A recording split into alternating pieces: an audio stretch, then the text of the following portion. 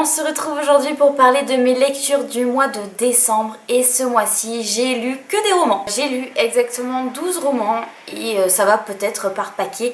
Donc on va commencer tout de suite, je vais pas m'étaler parce que ça risque d'être un peu long. Donc, bref, c'est parti. Les deux premiers tomes de la même saga que j'ai lu, j'ai enfin commencé ACOTAR de Sarah J. Maas, donc Un palais d'épines et de roses et Un palais de colère et de brume publié chez la Martinière Fiction. C'est une saga qui me faisait extrêmement peur due à la hype qu'il y a autour. Il y a énormément de fans qui adorent littéralement cette saga, qui c'est la number one dans leur cœur. Donc j'avais extrêmement peur de m'y lancer et je n'avais jamais voulu sauter le pas. Et puis finalement j'ai appris que Crescent City, que j'ai dans ma palle, c'est étroitement lié à ACOTAR mais aussi à Keleana. Et donc je me suis dit ah merde, il va avoir le Crescent City 3 dans lequel en fait tout va être mis au même endroit. Donc en fait il faut que je lise ACOTAR dans tous les cas et heureusement que je l'ai fait parce que franchement j'ai découvert un truc, c'est extrêmement addictif. L'histoire est bien ficelée, je vous ferai pas l'affront du résumé parce que je suppose que vous le connaissez. C'était vraiment génial, il y a des retournements de partout. J'ai un peu moins aimé le tome 1 par rapport au tome 2. C'est vrai que le tome 2 c'est un énorme tournant, il y a énormément de rythme, il y a beaucoup de choses qui se passent. C'est vraiment incroyable. Je m'attendais pas à un univers si riche pour ce qui est considéré comme une romantasy. Et finalement en fait tout prend part, enfin tout va ensemble. Vraiment c'est génial, tout est bien mené. Il y a quelques petites choses qui me dérangent.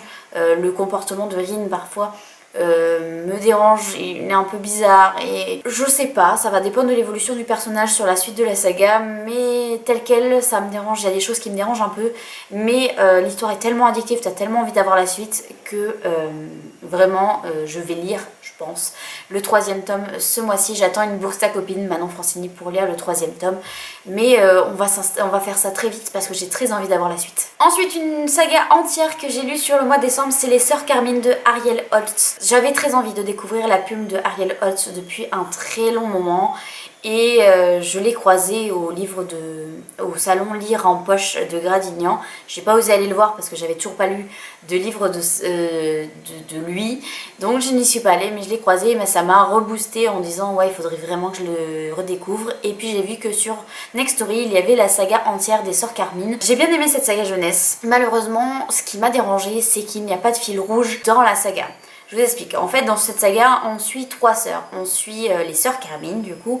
Et dans chaque tome, on se concentre sur une sœur. Et en fait, chaque sœur a sa propre intrigue. Il n'y a pas une intrigue groupée pour les 3 sœurs et ça se suit sur chaque tome. Non, il y a une intrigue pour le tome 1, une intrigue pour le tome 2, une intrigue pour le tome 3. C'est ça qui m'a manqué. J'aurais aimé qu'il y ait un fil rouge sur les 3 tomes. Et je l'ai vraiment regretté. Après, la plume de Ariel Holtz est vraiment très agréable.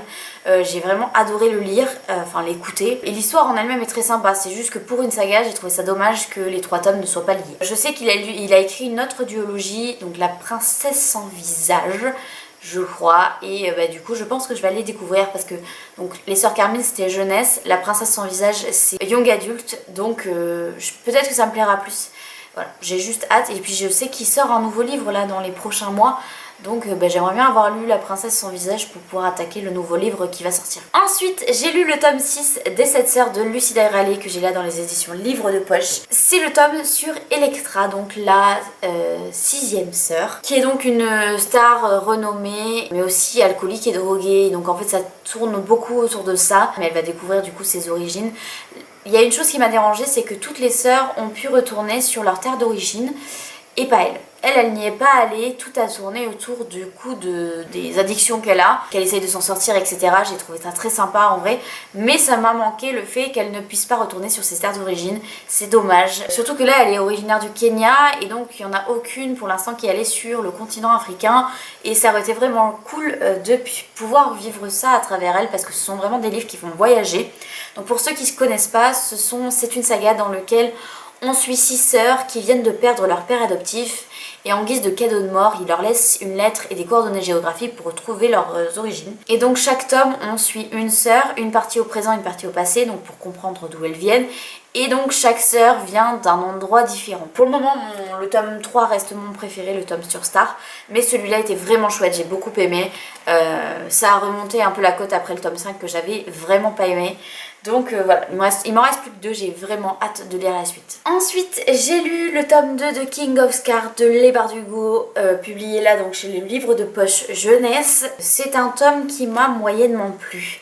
Je vous explique. En gros, le Grisha Vert, c'est l'une des sagas qui m'a remise à la lecture au moment où j'avais arrêté, donc il y a 2 ans et demi, 2 ans et demi, 3 ans. Du coup, j'avais un attachement particulier avec le Grisha Vert, donc particulièrement sur Six of Crows.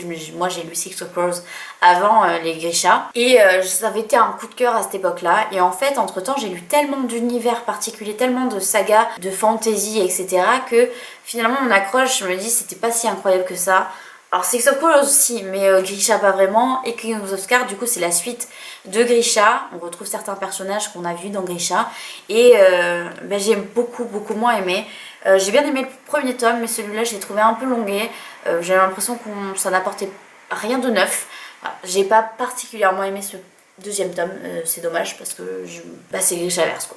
C'est le dernier qui me restait à lire dans cet univers. Ensuite, j'ai lu Un cœur loyal et solitaire de Brigitte Kemmerer, qui est donc le deuxième tome de Un sorcier noir et éternel. C'était un livre qui m'avait pas franchement convaincu, que j'avais lu en lecture commune avec Holly Bookin sur Instagram. Et on a eu à peu près le même avis, c'est que on est resté sur notre fin. Il manquait des choses importante dans ce livre pour être vraiment pris. Ça avait très bien commencé, mais il y a eu des incohérences. La fin est vraiment trop bizarre. C'est arrivé un peu comme un cheveu sur la soupe. Il y a eu des facilités. C'était pas le livre de l'année. Et donc j'ai quand même continué parce que on s'est posé la question quand même de savoir si on continuait ou pas, sachant que ça nous avait pas complètement convaincus. Mais je voulais laisser sa chance au deuxième tome et j'ai bien fait. Parce que ce deuxième tome, je l'ai trouvé bien mieux que le premier. Il y avait moins d'incohérences. C'était moins enfantin, adolescent. Il y avait un peu plus de profondeur dans la relation entre les personnages. Il y avait un peu plus d'intrigue. Grey est vraiment très agréable à suivre. Déjà dans le premier tome, je préférais suivre Grey. Et donc ça s'est confirmé sur ce deuxième tome. J'ai vraiment beaucoup aimé. Les intrigues politiques se sont mises en place. L'intrigue est vraiment différente et peut-être qu'elle me plaît plus. Ensuite, j'ai lu aussi en lecture commune avec A4CR sur Instagram. J'ai lu donc La 9e maison de Leigh Bardugo, publié là chez J'ai lu, mais qui est normalement sorti chez Deux Saxus. Oui, encore un Leigh Bardugo, 2 dans le mois, dis donc, c'est beaucoup. J'ai beaucoup aimé ce livre-là. Donc, dans ce livre-là, on suit à l'externe qui, après de malheureux événements, se retrouve à Yale, donc dans l'université de Yale, au sein de la 9e maison. Donc la 9e maison qui est la maison de l'été, qui est la maison donc, qui protège en fait tout le reste. Et en fait elle a une capacité un peu particulière, c'est qu'elle peut voir les fantômes. Donc c'est un livre de fantasy, enfin de fantastique plus je trouve, un peu Dark Academia, mais qui est un peu une sorte d'enquête. En fait, c'est un peu un policier en même temps parce qu'il y a une enquête à résoudre à l'intérieur. Et c'est vrai que je m'attendais pas du tout au résultat de la fin. J'ai beaucoup aimé ce livre-là, je me suis pas ennuyée, j'ai aimé les personnages. J'ai aimé l'intrigue. La seule chose que je regrette, et en fait c'est pas vraiment du bouquin, c'est de ma faute à moi, c'est que je l'ai sorti juste avant les fêtes, et avec les fêtes il y a eu un enchaînement de jours où j'ai pas pu lire, et donc je le lisais en dents de scie. J'ai lu peut-être 100 pages le premier jour, puis je l'ai laissé en de côté 3 jours, puis j'ai repris 100 pages, puis voilà. Et donc c'est dommage parce que je pense qu'il mérite beaucoup plus et je pense que je l'aurais bien plus aimé si j'avais pu le lire d'une traite, parce qu'une fois que t'es plongé dedans, c'est quand même addictif et t'as vraiment envie de savoir qui est responsable de ces meurtres. Et bref, c'est vraiment chouette, si vous ne l'avez pas encore découverte, allez-y. Ensuite, j'ai lu en service presse Ceux qui servent de Bangar Studio. C'est donc un principe un peu particulier. Il y a un livre d'un côté et il y a une plateforme de jeu de l'autre côté où vous incarnez en fait votre propre personnage. Vous devez faire vos propres choix et répondre correctement en fait selon ce dont vous avez envie, mais en gros tous vos choix impactent le reste de l'histoire. Et le principe de base est super chouette, mais pareil c'est tombé dans les fêtes. Donc il y a eu ce petit truc où j'ai eu du mal à rentrer dans l'histoire. Alors pour vous remettre dans le contexte, dans cette histoire-là, on suit un escadron de griffons. À la tête, il y a Sunny qui est donc la commandante. Et on arrive à un moment de l'histoire où ils ne peuvent plus survoler leur endroit parce que le commandant, enfin le colonel, du coup j'ai du mal avec les grades, mais en gros le plus haut placé, le général, a décidé qu'il ne pouvait pas. Et Sunny va rompre cette règle et il va en découler énormément de choses. Et en gros, j'ai eu beaucoup de mal à rentrer dans l'histoire parce que justement, il y avait ces fêtes, ces dents de scie, etc. Mais une fois que je suis rentrée dedans et que j'ai pu avoir la possibilité de tout enchaîner, c'était incroyable. J'ai énormément aimé le rythme, tout ce qui s'est passé, les intrigues politiques, le personnage de Sun, elle est incroyable cette femme, hyper badass, elle croit en ses valeurs, elle va au bout des choses, si elle a décidé que ça serait comme ça, c'est comme ça, enfin vraiment elle est trop chouette. J'ai vraiment beaucoup aimé ce personnage. Et donc c'est le premier tome d'une saga et le deuxième tome ça va sortir en 2024. J'ai très hâte de connaître la suite parce que ça s'est terminé d'une étrange manière. Et moi j'aimerais bien savoir ce qui s'y passe et quel est en fait l'ennemi. Parce que finalement l'ennemi c'est peut-être pas celui qu'on croit. Donc vraiment incroyable. C'est un livre d'une toute petite maison d'édition et si vous pouvez les soutenir, c'est génial parce que ce livre mérite. Si vous aimez la high fantasy, franchement foncez. Et si vous aimez les griffons, encore plus. Donc franchement, allez-y, foncez, j'ai adoré. Ensuite, j'ai écouté en audiobook Les Faucons de Ravera de Melissa Caruso. Enfin, j'ai réécouté, parce que c'était une relecture. J'ai lu le premier tome, je pense, il y a au moins 5 ans. Enfin, il y a très longtemps. Et j'avais adoré à l'époque, sauf que je ne sais pas pourquoi, j'ai jamais lu le tome 2 et le tome 3. Et donc, je me suis dit, là, cette année, j'aimerais vraiment la finir, cette saga. Donc, enfin, du coup, là, on est le 31 décembre, donc en 2024, j'aimerais beaucoup la finir, cette saga. Et pour ça, il fallait absolument que je relise le tome 1. Et j'ai vu qu'il était disponible sur Nick Story. Donc, je l'ai écouté et j'ai autant aimé. J'ai vraiment beaucoup apprécié cette lecture. Les intrigues politiques, les personnages, les retournements de situation incroyables, le principe de magie, enfin vraiment, tout est super chouette dans cette saga. Donc, je vais me lire le 2 et le 3 très prochainement parce que là, je vais pas avoir fait une relecture pour encore recommencer une relecture et une relecture jusqu'à que je me lance dans le tome 2 et tome 3. Donc là c'est chose faite, il faut que je m'y lance et si vous n'avez pas découvert encore cette saga, c'est vraiment incroyable. D'ailleurs je vous ai pas fait le résumé, je suis un peu brouillon aujourd'hui je crois. Dans ce livre là on suit une descendante d'une comtesse et elle va se retrouver un peu par hasard à un endroit où elle devrait pas être et elle va se retrouver du coup faucon. Enfin, fauconnier. En gros, être fauconnier, c'est avoir un faucon. Et en fait, les faucons, ce sont les personnes qui ont des pouvoirs magiques dans ce monde-là.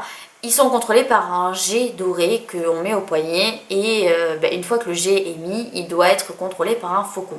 C'est-à-dire qu'il y a un mot pour libérer les pouvoirs et un mot pour de nouveau les contrôler, donc qui n'apparaissent plus. Et donc l'histoire part de là. C'est une fille de comtesse qui n'est pas censé devenir fauconnier. Normalement, on n'a pas le droit. Les familles, les hautes familles n'ont pas le droit de le faire parce qu'il y a un problème de pouvoir après derrière. Sauf qu'elle va le devenir malencontreusement en voulant aider et en plus le faucon qu'elle va avoir n'est pas très coopératif. Et vraiment c'était super chouette, donc j'ai très hâte de lire la suite. Et enfin la dernière, c'était un peu une étrange surprise. J'ai un peu lu ça comme ça sans attendre grand chose. C'est Les enquêtes de Veronica Speedwell, écrit par Deanna Raybourn et publié chez Hauteville. C'est un mélange entre un fiction historique et une cozy mystery et j'ai un peu lu ça parce que je savais pas quoi lire et puis je voulais un truc léger, voilà. Et au final j'ai adoré. Alors vraiment j'ai adoré.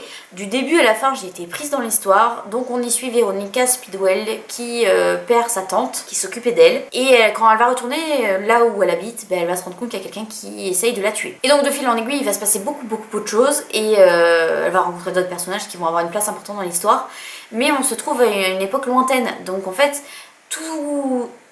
tout est fait pour nous mettre dans l'ambiance de ce moment-là, les paroles entre les personnages, le décor, on est à Londres, enfin vraiment c'est trop chouette. Je m'attendais pas à aimer autant cette cozy mystery, j'ai l'impression qu'en plus elle est pas du tout connue, je l'ai très peu vue passer.